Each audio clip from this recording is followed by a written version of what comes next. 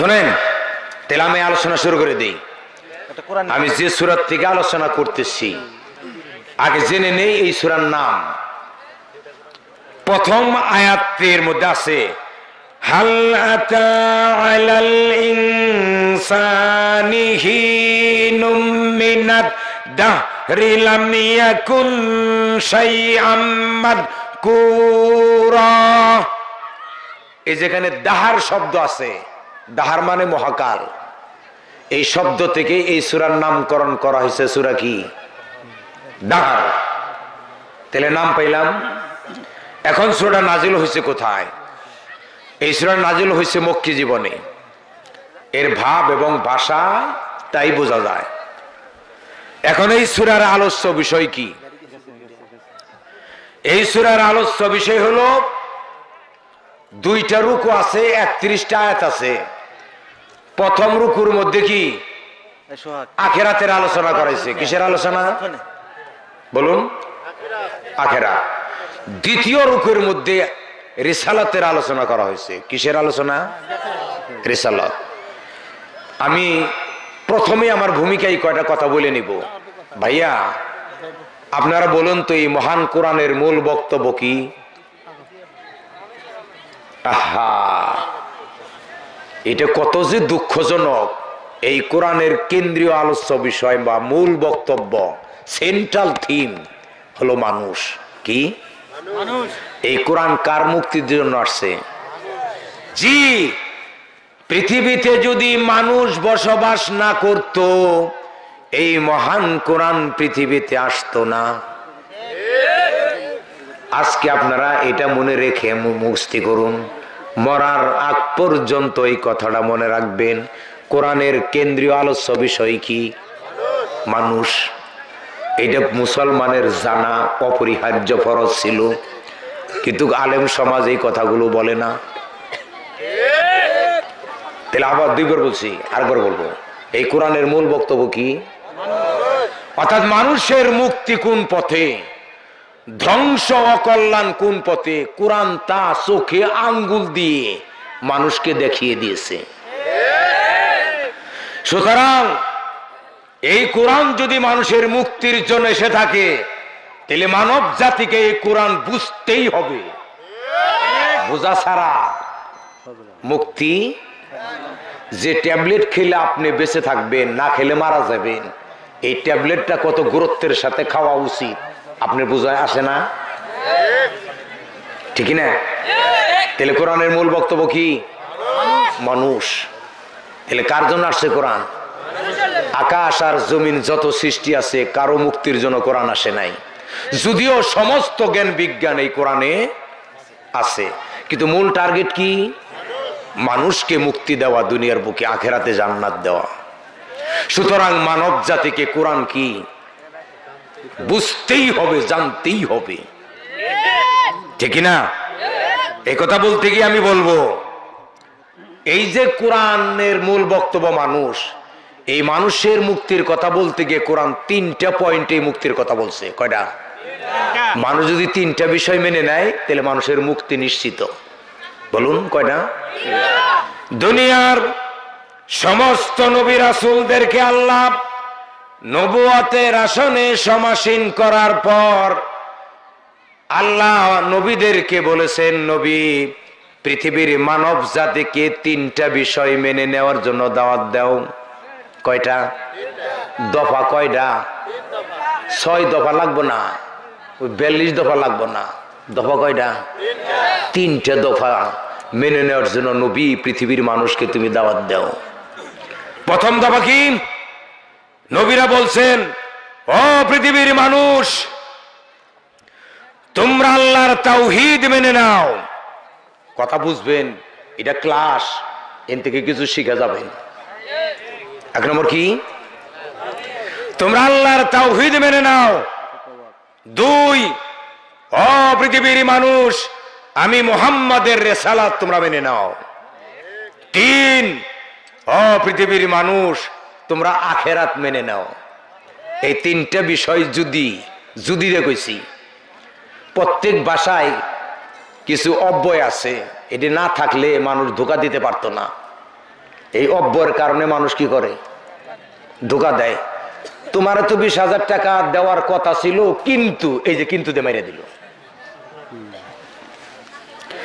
যাবো তো তোমার বাড়িতে, তবে এই যে তবে দিয়ে দিল শর্ত, যাব না। বুঝেন নাই? সব ভাষায় আছে। এই 3টা বিষয় যদি পৃথিবীর মানুষ মেনে নিত, 1 ঘন্টার মধ্যে গোটা পৃথিবী জান্নাতের মতো পরিবেশ হয়ে যেত। আমি তা প্রমাণ করেই আমি আমার আলোচনা করব। তাহলে প্রথম দফা কি? তাওহীদ অর্থ কি? আর কোন অর্থ জানেন না? একত্ববাদ অর্থটা ভুল না, কিন্তু এটা সঠিক স্পিরিট না। তাওহীদের মূল স্পিরিট হলো সার্বভৌমত্ব। এটা এমন একটি বাংলা শব্দ, কলেজ ইউনিভার্সিটির ছাত্র শিক্ষক ছাড়া অন্যরা এগুলা বুঝেই নেয়। কারণ পইরেই দেখে নেই, তার ফিজিক্স পড়ে নাই, পরিণীতি পড়ে নাই, রাষ্ট্রবিজ্ঞান পড়ে নাই। কারণ তাওহীদ বুঝা ছাড়া আপনি কিয়ামত পর্যন্ত কোরআন বুঝতে পারবেন না। সার্বভৌমত্ব বুঝেন তো? সার্বভৌমত্ব মানে কি? সার্বভৌমত্ব মানে হলো আইন রচনার অধিকার তার। কথা বুঝেন? আমি কই দিই। মনে করেন আমি সার্বভৌম ক্ষমতার মালিক। একবার সহজ ভাষায় বুঝবেন। আমার কণ্ঠ মোটামুটি খারাপ না, কিন্তু আমি কণ্ঠ না দেওয়ার চাইতে আমি বুঝাইতে চাই বেশি। মনে করেন আমি সার্বভৌম ক্ষমতার মালিক, এর অর্থ হইল আপনারা কেউ আইন রচনা করতে পারবেন না, আইন রচনা করব আমি। কথা কন না কেন? কিন্তু আমার এই সার্বভৌম ক্ষমতার মালিক হইতে গেলে আমার 4টা গুণ লাগবে। কয়টা গুণ? 4টা গুণ ছাড়া আমি সার্বভৌম ক্ষমতার মালিক হতে পারবো না, আইন রচনা করতে পারবো না। 1 নম্বর, আমি সার্বভৌম ক্ষমতার মালিক মানে আমার ক্ষমতা হবে চরম এবং পরম ক্ষমতা। আপনারা সবাই মিলে আমার ক্ষমতাকে চ্যালেঞ্জ করতে পারবেন না। আমার ক্ষমতা হবে এত বেশি। এটা এখন মানুষের সাথে মিলান। বাংলাদেশের মন্ত্রী পরিষদ যদি এক বাক্যে পদত্যাগ করে, প্রধানমন্ত্রীর ক্ষমতা কি? শেষ। গোটা পৃথিবীর মানুষ যদি বলে আল্লাহ তোমারে মানি না, তোমার গদিতে আগুন ধরিয়ে দিব, আল্লাহর কিছুই যায় আসে না। তাহলে এই গুণ মানুষের নাই, কার আছে? 2 নম্বর, সার্বভৌম ক্ষমতা অবিভাজ্য। রাষ্ট্রবিজ্ঞানের ভাষায় বুঝেন নাই? অবিভাজ্য মানে কি? ভাজ্য মানে ভাগ, ও মানে না। কি? সার্বভৌম ক্ষমতা 2-3 জনে মিলা করণ যাব না। কয়জনে? 1 জন। কথা বুঝেন না? এই তাওহীদ মানে যে এক। বুঝেন নাই? একটা কলেজের প্রিন্সিপাল 2 জন হইলে এই কলেজ চলবো? একজনে বলবো 4টা পর্যন্ত ঘন্টা হবে, আরেকজনে বলবো 12টার মধ্যে ঘন্টা, ছুটির ঘন্টা বাজাও। কথা কয় না? তাহলে সার্বভৌম ক্ষমতা কয়জন কাছে থাকবে? এই 2 গেল। 3, সার্বভৌম ক্ষমতা হস্তান্তর অযোগ্য। সার্বভৌম ক্ষমতা কি করা যায় না? হস্তান্তর করা। আজকে আমি বুক করব, কালকে তিনি বুক করবেন, তা না। চিরদিন কি একজনের কাছে। এই গুণ মানুষের কি? কারণ মানুষ মরণশীল। এখন আছে একজনের কাছে, এর আগে ছিল কার কাছে? ফখরুদ্দিনের কাছে। তার আগে ছিল কার কাছে? খালেদা জিয়ার কাছে। কয়দিন পরে এর কাছে, হনজার কাছে আছে, তার কাছেও থাকবে না। তাহলে মানুষ কখনো সার্বভৌম ক্ষমতার মালিক হতে পারে না। 4, সার্বভৌম ক্ষমতার মালিক যিনি, তিনি সমস্ত সৃষ্টির উপরে তার সার্বজনীনতা থাকবে। এই 4টা গুণের 1টা গুণও কি মানুষের নাই, কার আছে? তাহলে সার্বভৌম ক্ষমতার মালিক কারা? তাহলে আইন রচনার অধিকার কার? এই যে আল্লাহ মানুষের জন্য কি করছে? আইন রচনা করছে। এই কোরআন দ্বারা বাংলাদেশ চলে না। ডক্টর কামালের লেখা সংবিধান দ্বারা বাংলাদেশ চলে। কাজেই ব্যস্ত চাইতে হবে ডক্টর কামালের কাছে। আল্লাহর কাছে বেচতে চাইতে যদি চান, তাহলে এই দেশ কোরআন দিয়ে চলতে হবে। এই জন্য বলছে আল্লাহর তাওহীদ মানো। এর সংক্ষেপে বলবো, তার মানে আল্লাহর আইন মানো। দুই, আমি মুহাম্মদের রেসালত মানো। তার মানে কি? ও ভাইয়া, বিবেককে প্রশ্ন করেন, বিবেককে। আমি মুহাম্মদের রেসালত মানে আমার মতো মহান রাসূলকে নেতা মানো। পৃথিবীর কাউকে নেতা মানা যাবে না। আজকে গোটা পৃথিবীর, বিশেষ করে বাংলাদেশ, যদি রাসূলের মতো মহান চরিত্রকে মডেল মানত, তাহলে বাংলাদেশ দুর্নীতি যে রাস্তার যে পরিমাণ টাকা বাজেট হয়, অর্ধেক টাকা দিয়েও যদি রাস্তা করতো, একটা রাস্তাকে তো 20 বছর, 1 বছরেই চামড়া উঠে জায়গা কথা কয় না। আমি আজকে মূল কথা বলবো, ভালো কথা প্রধান বক্তা তো বলবেই।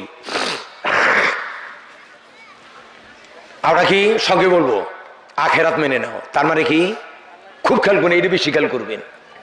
কোরআনে এমন কোন পাতা নাই যেখানে আখেরাতের কথা বলা নেই, কিন্তু নামাজ রোজার কথা বহু আয়াতে নাই।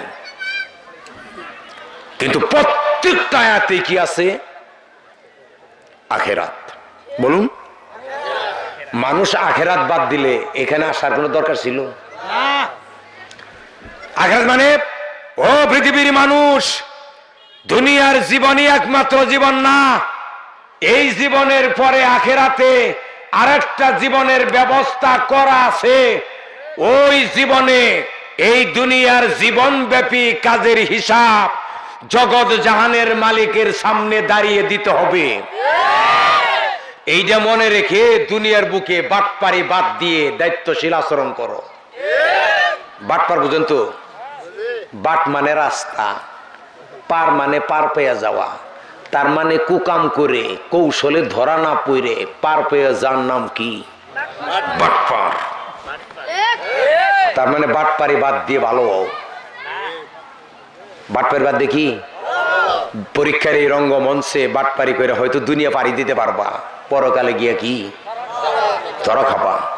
এই কথাটা আরেকটা বড় বলবো, এই বিষয় তিনটা যদি মেনে নেয়, অর্থাৎ পৃথিবীর মানুষ যদি আল্লাহর আইন মানে, এই পৃথিবীর মানুষ যদি রাসূলের মতো মহান চরিত্রকে নেতা মানে, তার অনুসরণ করে, এই পৃথিবীর মানুষ যদি আল্লাহর কাছে জবাবদিহিতা করার তীব্র চেতনা রেখে দুনিয়ার বুকে দায়িত্বশীল আচরণ করে, পৃথিবী জান্নাত হবে কিনা বলুন? কথা বলতে বুঝেন নাই, জ্ঞানীরা বুঝে ফেলছেন। আর আরেকটা কথা বলবো, মানুষের চরিত্র ভালো করার কোনো পথ নাই, একটা মাত্রই পথ, আল্লাহর কাছে জবাবদিহি করার অনুভূতি, বিশ্বাস। মানুষ যদি মনে করে আমি মইরাই মাটির সাথে মিশে শেষ হয়ে যাবো গা, উচ্চতর কারো কাছে আমাকে হিসাব দিতে হবে না, এই লোকটা অবশ্যই বাটপার হবে। আর কোন মানুষ যদি তার হৃদয়ে এই বিশ্বাস রাখে আমাকে একদিন আমার রবের সামনে দাঁড়িয়ে কি হিসাব দেওয়া লাগবে, তাহলে তারা অসৎ হবে না, তাদের দ্বারা জাতি গঠনমূলক কাজ বেশি হবে। আজকে পৃথিবীব্যাপী ক্ষমতাবানরা যেভাবে রাষ্ট্রীয় টাকা লুটপাট করে খাচ্ছে, এরা আল্লাহর আখেরাতকে বিশ্বাস করে না। ঠিক আছে, এখন আমি আরেকটা